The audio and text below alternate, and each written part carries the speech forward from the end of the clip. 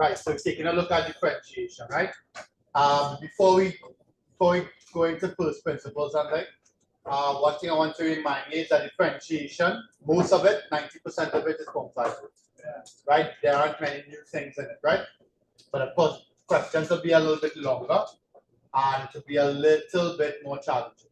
Not much more challenging, right? So let's take a look at the things that we need to remember from form 5 first, and then we will move on to the new things like first principles and things, right?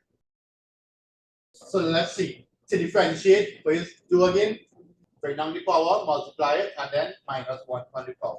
Quick example, 3x squared is what? What's the differential of 3x squared? 6x, right? Bring down the power, write back the 3 and minus 1 to the power. So you end up with 6x. What's the differential of 4x? 4. What's the differential of 4? 0. Nice. What does this statement mean again? It means the differential of 2x with respect to x. Okay? And the answer is what? Alright? How do we differentiate things like this? There are two methods. One is the shortcut and the next one is chain rule. So the shortcut is what? Bring down the power, multiply by the differential of the bracket, write back the bracket and minus 1 from the power. Okay? Quick example. 3x plus 2 to the power of 4. Bring down the 4. Differentiate inside the bracket. Write back the bracket and minus 1 from the power. Right? And you could have also used chain rule, right? Right? Chain rule could be written like this, or chain rule could be written like dy dx is equal to dy dt divided by dx dt. It could also be written like that, right? Okay? It could be written with the division sign or with the multiplication sign. Right? What's the differential of cos? Minus. What's the differential of sine? Cos. What's the differential of tan? So that's one of the new things in Unit 1. Right? In CSEC, we didn't do that. Okay, so make a note of that. Differential of tan is sec squared. Then you have your what? Product rule. So if you have a product, you use this. If you have a quotient, you use the rule underneath. Right? How do we differentiate things like this? How do we differentiate sine 3x? What will that be? Differential of sine and cos. So you differentiate 3x, put it in front. The differential of sine is, and then you write back 3x. Okay? What's the differential of tan 2x? Nice. The differential of tan 2x will be 2 sec squared 2x. Right? Just in case you forgot, 1 on sine x is cosec, 1 on cos x is sec, and 1 on tan x is cos x, right? Just in case you forgot those rules. And of differentiation by first principle. What this says is basically where differentiation came from.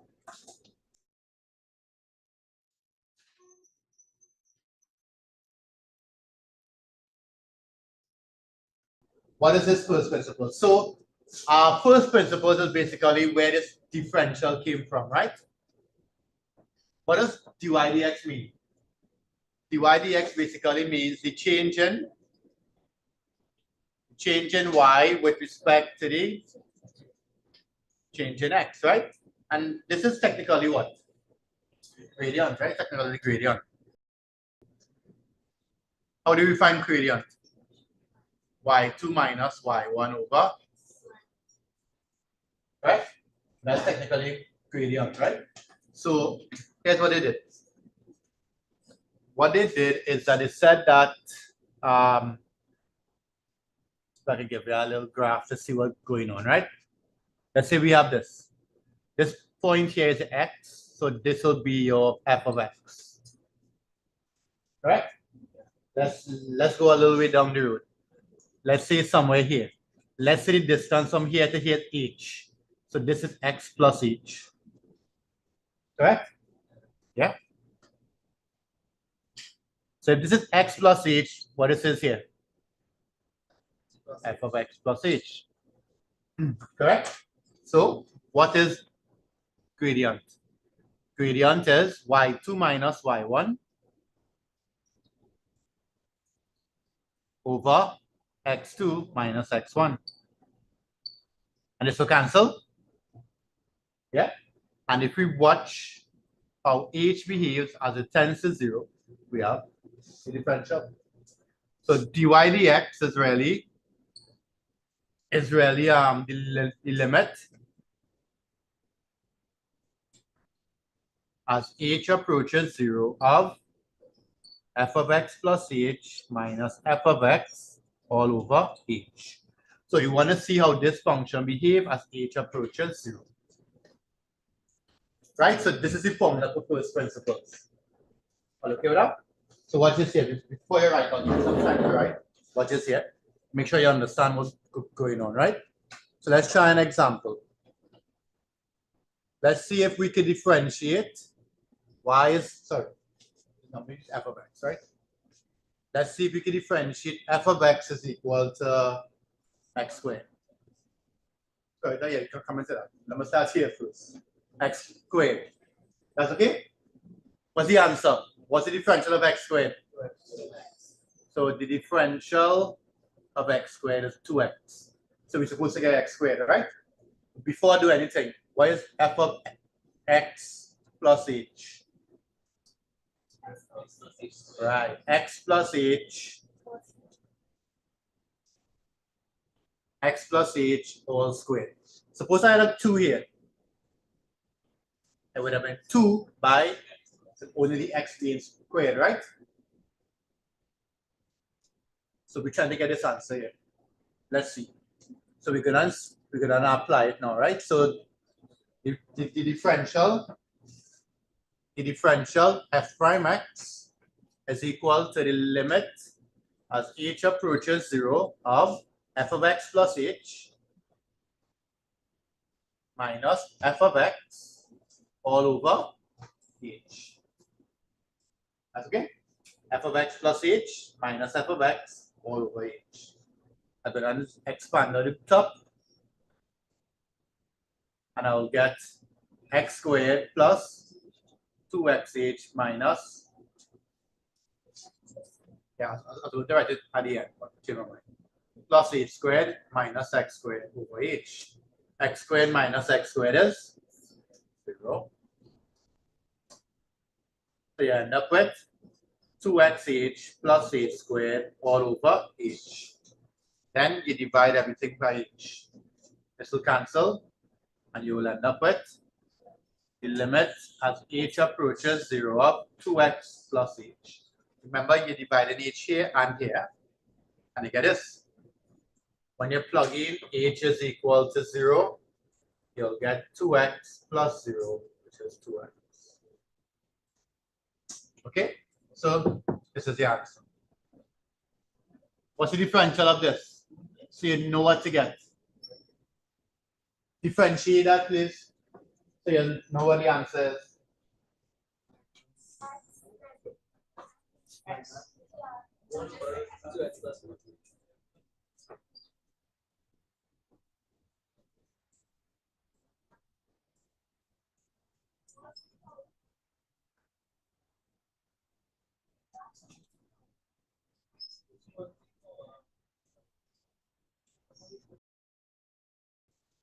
X plus 1. So we know this is 2x plus 1 to the half, right? So therefore, dy dx is you bring down the half, you differentiate inside the bracket, you put back the bracket, and you minus 1 from the power. A half of 2 is 1, so you'll get 1 over the square root of. That's the answer. Or you pull out the 2. Differential the bracket. Bring down the power. differentiate inside the bracket, write back the bracket, and minus 1 from the half. Yeah, it's a shortcut rule, right? So this is what our answer is supposed to look like. So we're going to get the limit. So we're going to get the limit at h approaches 0 of the square root of 2x plus 2h plus 1. I'm multiplying this out. Minus the square root of 2x plus 1 all over h. Problem is we can't really simplify, we can't divide out h or anything. So once you see this, you're going to multiply by the conjugate of the numerator, which is the square root of 2x plus 2h plus 1. Instead of a minus, you put conjugate means just changing the sign here, right? The square root of 2x plus 1 all over 2x plus 2h plus 1 plus, remember this over itself is 1, right? You can multiply anything by 1, right? It wouldn't change it faster. Now, what will the numerator be? Difference of two squares, right? It will be this by this, which is 2x plus 2h plus 1 minus this by this, which is 2x plus 1. Please don't forget the bracket, otherwise you'll get a sign here wrong, right? All over h multiplied by this whole thing here. That's okay? Yeah. H by this. H by the square root of 2x plus 2h plus 1 plus the square root of 2x plus 1. Where do I go next? Target here? Yeah. Simplify here, so I'll get 2x minus 2x plus 1 minus 1. And what will happen? So you'll end up with the limit as h approaches 0 of 2x will cancel, plus 1 will cancel, so I'll get 2h over h by open brackets, this whole thing here. 2x plus 2h plus 1 plus the square root of 2x plus 1. Are you okay there? When you reach here now, what if you cancel? You cancel the h, so the h will cancel. What are we going to do after that? Can we do any addition here? Again? So when you reach here, you're not going to go around. Right. When you reach here, all we can do is substitute h is 0. All right? So let's put in h is 0 here. So we'll be left with 2 over the square root of 2x plus 0. That's an h there, right? So it will be 2x plus 0 plus 1. Nice? Plus root 2x plus 1. You recognize these two are the same? This is root 2x plus 1. So 1 root 2x plus 1 plus our next root 2x plus 1 is 2 root 2x plus 1. Those will cancel and you'll get. So the principle behind those is not QED. We just know what the answer is supposed to be. Right? So the main thing is this line here. When you multiply by this, leave your answer just like do not watch. Do not multiply it all by each other. Leave it just as it is. Leave it in numbers like this all the time. All right? And then things will cancel and then you can reach here. 2016. Try this, please. Y is equal to the square root of x. Right? You do first principles. First principles of f of x is equal to the square root of x.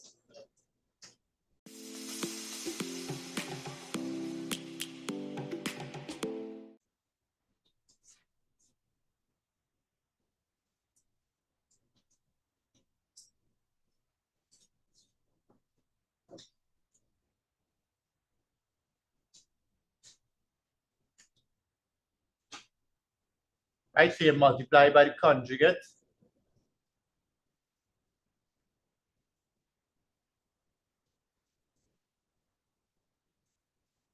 Right, when you multiply by the conjugate, you'll get x plus h minus x. Right, most of the time, all the x terms supposed to cancel off in the numerator, right?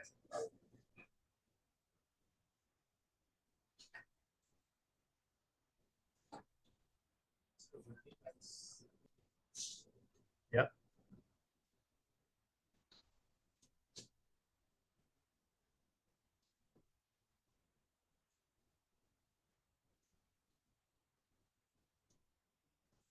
All how many h's? Cancel. What's the next step? Put h is 0, right? Yeah.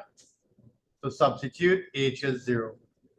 So that's 1 over the square root of x, because the plane h is 0, right? Plus the square root of x. So you put in h is 0. So you'll get square root of x plus the square root of x is 2x. Square root of x.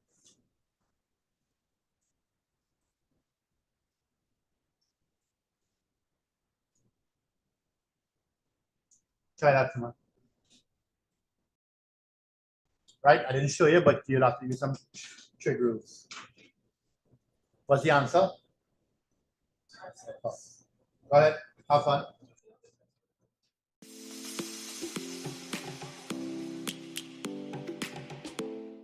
So f prime x is equal to the limit as h approaches 0 of sine x plus h minus sine x all over h. So you have two options here.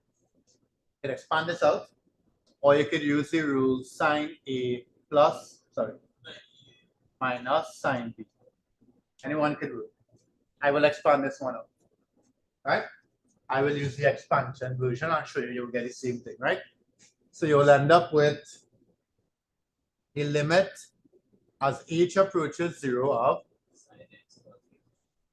sine x cos h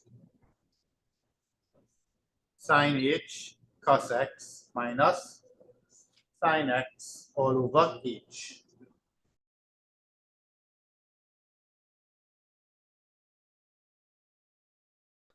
I bring in the sine x cos h minus sine x on h. I bring in this together.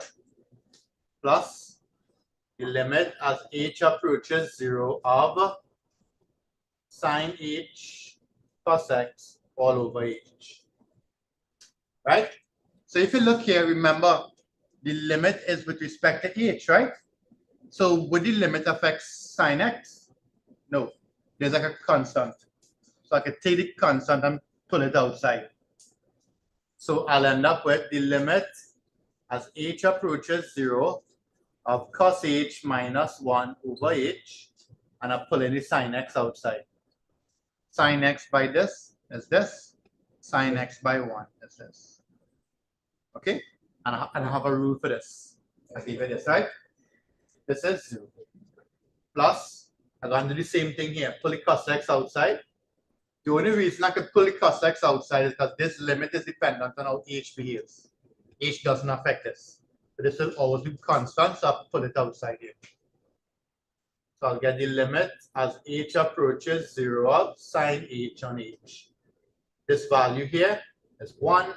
This value here is 0. So I'll end up with cos x plus cos x by 1 cos x plus 0. That's one option. The next option is to use sine A minus sine B. Right? When you finish, try cos 2x, please. First principle, cos 2x.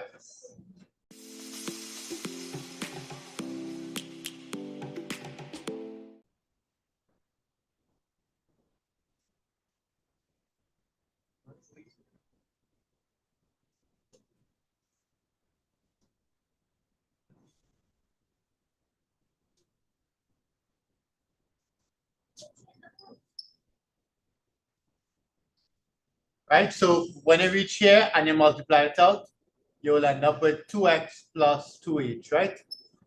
And then you expand it out just like last time, right? And what you will get? Cos 2x cos 2h. So you have the limit as h approaches 0 of cos 2x cos 2h minus Sin 2x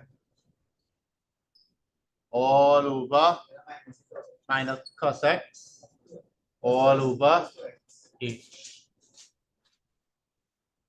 right? Cos 2x. Can I bring the cos 2x part together again? Yeah, Nikolai? Can I bring the cos 2x part together? We follow the exact same pattern. So I'm bringing the cos 2x together.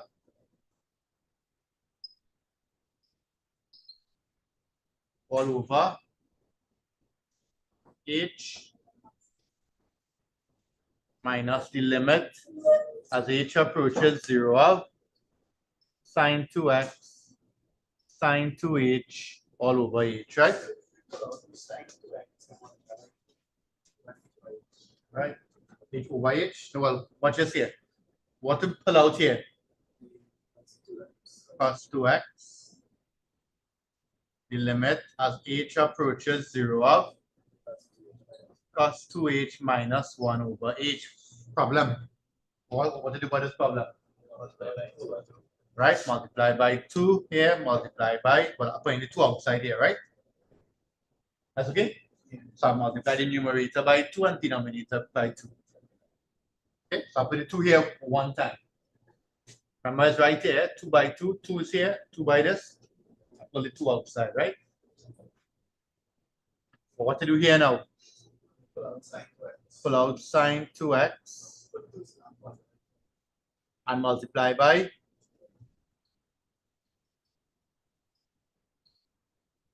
multiply by 2 here, multiply by 2 here.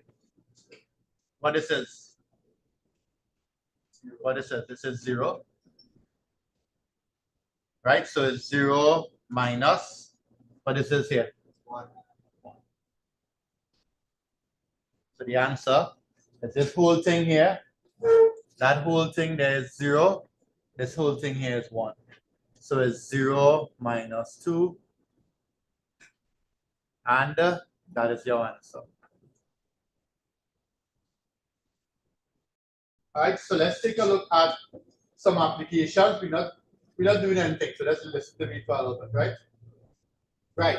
So some of the applications of differentiation that hopefully you remember. Number one, you should remember that dy dx represents something called a gradient function.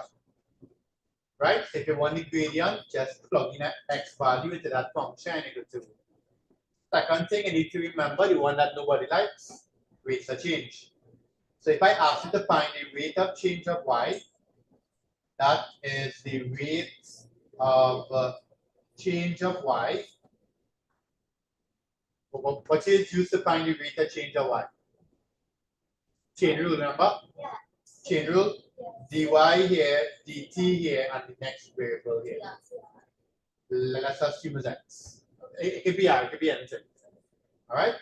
So you have to remember that you can use differentiation for rates of change questions. Then the one that's the most popular is maximum and max and min problems. So if you put dy dx equal to 0, what do you find again? Find the stationary points.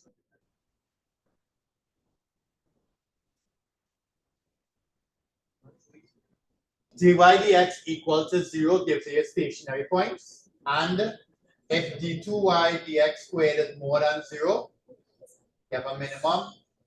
If d2y dx squared is less than 0, you have a maximum. Right? All of this here is your point 5. But there is an in-between.